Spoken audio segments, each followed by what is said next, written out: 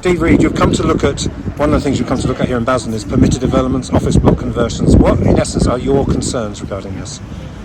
The problems that we're seeing with permitted development is we're seeing inadequate, low-quality housing built in former office blocks that people would not be choosing to live in if there was better quality housing being built. But the council has no say, has no powers to ensure that the space standards and the quality of the housing is good enough for the people that want to live in it. That's one thing. Second thing we're seeing is when you build lots more housing, you've got lots more people coming to live in an area, you need the infrastructure that will support that community. You need schools, you need GPs, you need youth clubs, and because it's permitted development, there's no money being given to the council to support those new communities. So you're seeing a growing population, but without the support that community needs, all of which makes it very difficult for the council then to provide the support people will need. And you'll see this is a growing problem over coming years as people arrive and they're not getting access to the kind of services that they need to see. The third problem is if you're rezoning effectively areas from being employment areas to being housing, where are the jobs going to be? Where are people going to go to work?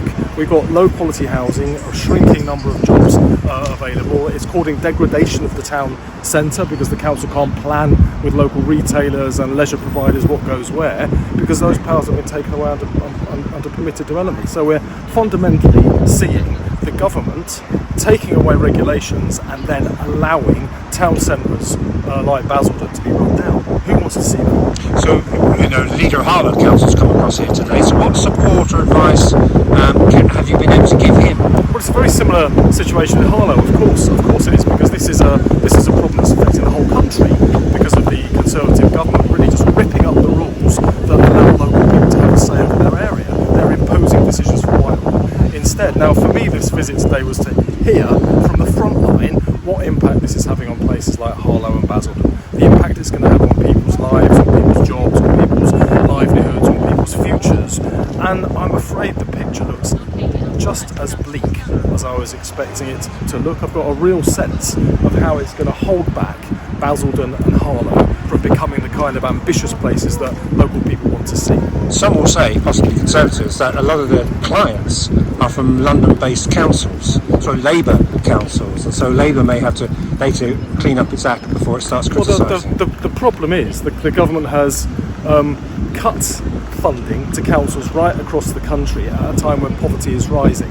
So what's happening is councils can no longer deal with the scale of the problems that they've got, and so we're seeing the problem shifting around to where accommodation is lower cost. The answer isn't to tell London boroughs that they've got to hold on to their own problems. The answer is for government to work with local communities everywhere to make sure those problems don't happen in the first place. Everyone wants to do well in life. Everyone wants to get a decent, see their kids get a decent education so they can get a decent job. Everyone wants that, but this government is holding people back.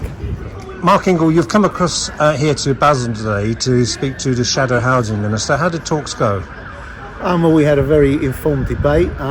Clearly, Basildon and Harlow have a lot in common, and unfortunately, one of the things that they have in common is the appalling detrimental effect that Conservative permitted development rights has had on our towns.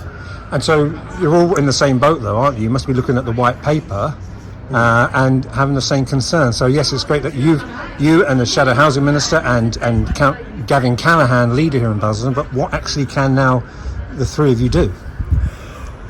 Well, when permitted development came into effect in 2013, I think possibly it was right-minded in an attempt to provide badly needed housing. But we've seen that the unintended consequences, and our MP Robert Halfon has spoken about these unintended consequences, has been to produce housing of a very low standard.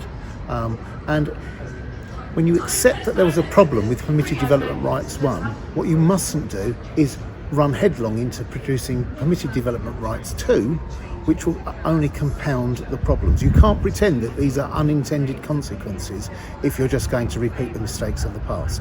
So what we're looking for is a coordinated approach to campaigning to bring planning back to local authorities. At the moment, local authorities have too little input into these sorts of conversions, and that's creating a democratic deficit which needs to be fixed. So is it going to be very much a joined up approach, not just within Essex but within the whole country? Oh, yes, very much so. Could it be, though, that permitted developments office are here to stay and you have to crisis manage it as opposed to seeing it completely go altogether?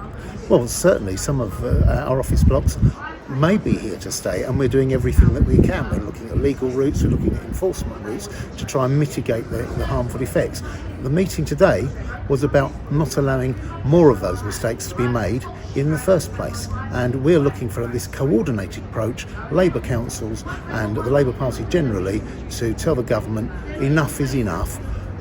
Housing needs to be properly planned, properly developed, and be fit for human habitation.